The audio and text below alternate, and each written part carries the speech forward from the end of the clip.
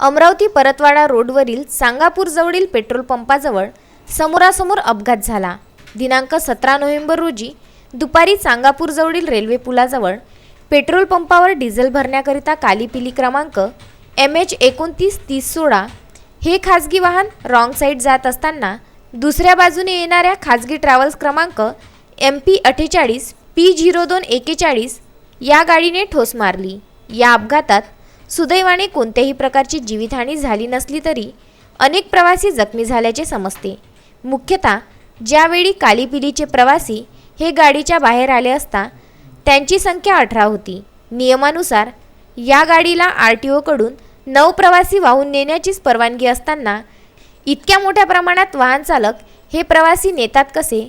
तसेच ट्रॅव्हल्समध्ये सुद्धा नियमानुसार 40 ते 45 प्रवासी बसण्याची व्यवस्था असताना 70 ते 75 प्रवासी या ट्रॅव्हल्समध्ये प्रवास करीत होते. महत्त्वाची बाब म्हणजे हे खाजगी वाहन चालक याच रस्त्याने रोज प्रवाशांना घेऊन येणे जाणे करतात. मात्र यावर वाहतूक विभागाचे दुर्लक्ष कसे? या अपघातात जर कोण्या प्रवाशाचा मृत्यू झाला असता तर ह्याची जबाबदारी कोणी घेतली असती? काही पैशांकरिता हे खाजगी वाहन चालक प्रवाशांच्या जीवाशी रोजच खेळत आहे.